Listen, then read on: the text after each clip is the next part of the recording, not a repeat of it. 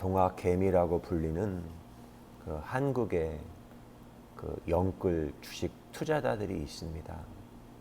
그들이 가장 많이 사들인 블루칩이 삼성전자 주식이에요. 마이너스 통장을 만들어서 공격적으로 삼성전자의 주식을 끌어모아서 그 주식의 주가가 89,000원까지 마구 치솟았던 적이 있습니다. 그리고 우리나라 국민 가운데 500만 명이 삼성전자 주식을 가지고 있대요.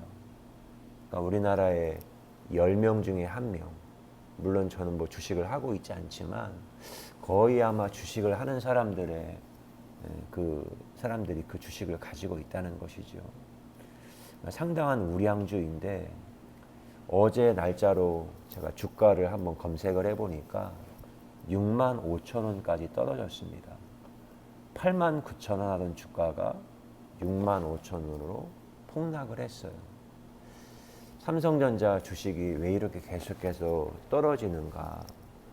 그 가장 중요한 이유는 외국인들이 주식을 내다 팔고 있다는 겁니다. 외국인들이. 그러니까 우리가 어떤 것을 보게 될 때 그 집단 속에 있는 사람들은 보지 못하는 게 있고 오히려 탈문맥에서 벗어나 있는 사람들이 좀 더 현실적으로 객관적으로 그 사실을 보고 있는데 외국인들이 삼성전자의 미래를 굉장히 어둡게 보고 있는 것 같습니다. 핵심 사업 중 하나인 반도체 정밀 공정 생산 즉 파운드리 사업 부분에서 대만 TSMC의 그 시장을 뺏겼다는 겁니다. 그리고 5나노 정밀 생산의 불량률, 수익률에서 경쟁사에서 밀린다는 평가를 받았어요. 그리고 고급폰 시장도 애플의 아이폰에 의해서 이제는 뭐 경쟁 상대가 되지 않는 상황 가운데 처하게 되었습니다. 근데 그 와중에 왜 이렇게 삼성전자가 잘 나가지 못하고 있는 그런 상황이 됐나? 그 중에 가장 큰 리스크가 대기업 회장 오너의 영향이 큰 몫을 하고 있습니다. 삼성전자의 실제적인 주인은 이재용 부회장이잖아요. 근데 그가 어떤 비전도 보여주지 못해요. 그 정도가 아니라 그가 프로폴폴 상습 투약 사건에 의해서 법정에 불려다니는 게 현실입니다. 2021년 10월에 서울중앙지법원에서 프로포폴 중독으로 벌금 7천만 원, 추징금 1,702만 원을 이재용 부회장이 선고받았어요. 보니까 2015년부터 2020년 5월까지 41회를 투여했네요. 상습 투여를 받았어요. 근데 우리 생각은 그래요. 우리나라에서 가장 큰 제일 가는 부자가 이재용이잖아요. 그보다 부자가 있습니까? 근데 이재용은 그 많은 엄청난 재산과 돈과 사회적인 명망과 그는 죄를 지어도 우리나라 어떤 경제 발전을 명목으로 가석방되어 출소되어 나와 있잖아요. 근데 왜 그런 사람이 인생의 행복을 느끼지 못하고 왜 프로포폴 중독 가운데 빠져 있는가? 얼마 전에 방영된 지금도 있지만 넷플릭스 오징어 게임이 있습니다. 그 오징어 게임에 설계한 사람이 누구인지 맨 마지막에 거대한 설계자가 나중에 드러나요. 사람들이 돈을 얻기 위해서 자기의 목숨값을 내걸고 그 엄청난 그 게임에 사람들이 가게 됩니다. 근데 그 중에 하나가 나중에 밝혀진 진실은 이 땅에 돈을 가장 엄청나게 가진 사람들이 인생의 재미와 흥미와 의미를 느끼지 못하고 있다는 겁니다. 인생의 재미와 즐거움이 그 가진 자들이 그걸 느끼지 못하고 있어요. 몰입하는 것도 없고 즐거운 것도 없고 의미를 찾는 것도 없고 어찌 보면 저는 그런 드라마나 영화를 보면서 어찌 보면 현실은 드라마나 영화보다 더 심하겠구나 그런 생각을 하게 됩니다. 여러분 일본의 영화 가운데 고레에다 히로카즈 감독이 있습니다.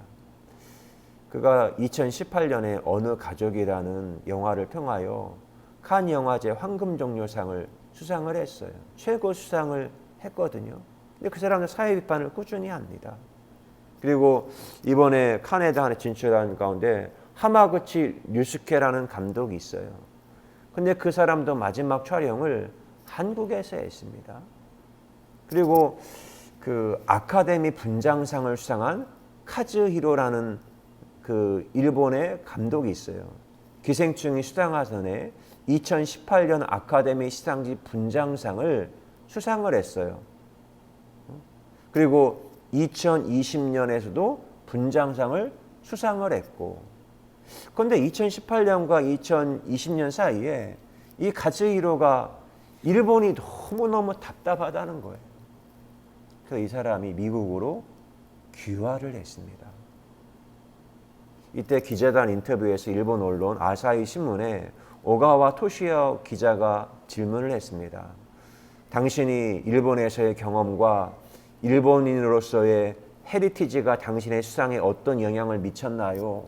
지금 일본의 어떤 칭찬에 대한 기대 가운데 수상했던 카즈히로에게 질문을 했습니다. 근데 카즈히로가 답합니다. 이런 말해서 미안하지만 나는 일본을 떠나 이제는 미국인이 되었습니다. 왜냐하면 난 일본의 지나치게 복종적인 문화에 지쳤고 꿈을 이루는 것이 너무 힘들었기 때문입니다. 그게 내가 이곳 미국에 살고 있는 이유입니다. 이 사람이 말했어요. 자기가 일본의 태생이고 일본에서 영화를 했고 나중엔 지금은 미국 귀화했거든요. 일본에 살아보니까 일본의 문화가 너무 종속적인 문화예요.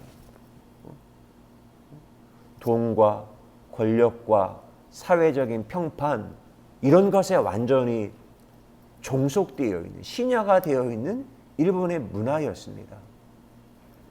파친코 7부에 보면 일본 관동 대지진이 있었던 그 상황을 다루어요.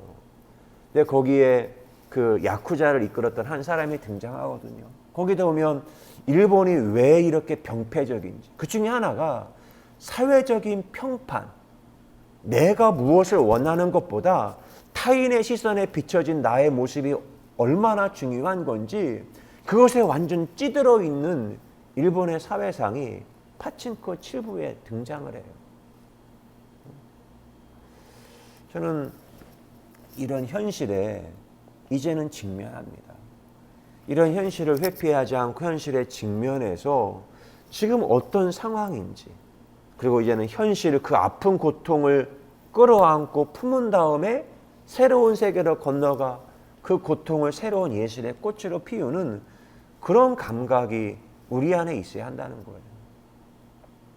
마치 세상이 부조리한데 부조리한 현실을 너무 직시하는 것이 아니라 그 현실 너머에서 부르는 소리, 우리는 그걸 하나님의 부르심, 소명이라고 하거든요. 하나님의 질서, 현실의 질서 말고 하나님의 질서 바실레이아라고 하는 현실 너머 그 이면에 하나님의 파동과 진동과 그 노래소리를 듣고 우리가 뚜벅뚜벅 그 길을 갈 수 있는 그런 감각이 우리 안에 있어야 한다는 것입니다. 이제는 그 누구도 흉내내지 않아요. 우리가 살아보니까 그 누구를 흉내내고 산다는 것이 오늘 성경의 말씀처럼 수고하고 무거운 짐진 자들아 다 내게로 오라. 내가 너희를 쉬게 하리라. 나는 마음이 온유하고 겸손하니 나의 멍에를 메고 내게 배우라. 그리하면 너희 마음이 쉼을 얻으리니 이는 내 멍에는 쉽고 내 짐은 가벼움이니라. 내게 있는 모든 무거운 짐들, 타인의 시선들 내려놓고 주님 안에서 쉼을 얻는 거예요. 저희 대학교 때 은사님이 미국에서 목회를 하고 있는데 그분이 이제 코로나가 끝나고 난 다음에 서울에 있는 김기성 목사님을 초대해서 그 교회에서 이제 부흥회를 하게 되었습니다. 이제는 모든 게 좀 완화된 그런 상황 가운데 김기성 목사도 저도 알고 그분의 책도 이렇게 보는데 끊임없이 어떤 사물과 사건과 그거에 대해서 유심히 관찰하며 탐색하는, 관조하는, 통찰하는 그런 지혜가 있습니다. 근데 나중에 교수님이 김기성 목사님에게 질문했대요. 당신의 인생 가운데 당신에게 어떤 절대적인 많은 영향을 끼친 스승이나 멘토가 있느냐 물었을 때 김기성 목사님의 답변이 나에게는 스승이 없다. 나에겐 스승이 없다. 좀 놀랍지만 그런 답변을 하더래요. 그리고 느낀 게 이분은 어떤 누군가에게 종속되어 끌려가거나 자기가 따라가거나 그런 게 아니라 스스로 자신에게 질문하고 어떤 사물을 관찰하고 하나님께 질문해 가면서 자기만의 길을 만들면서 뚜벅뚜벅 걸어왔구나. 근데 저 자신도 이제는 그런 삶의 은혜를 제가 이제는 누리며 삽니다. 그러다가 보니 세상을 이제는 세상이 보는 어떤 기준들, 인정, 칭찬, 성공 그런 것에 의해서 세상을 바라보지 않아요. 제가 기독교 언론사나 이런 거 보면 우리 교단 안에 있는 교회의 상황 제가 알잖아요.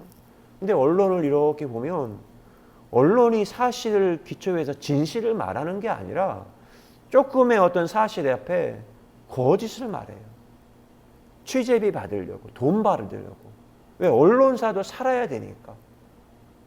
그 돈 있는 교회한테 좀 어떤 돈 좀 지원금 좀 받으려고 그렇게 하고 있네요.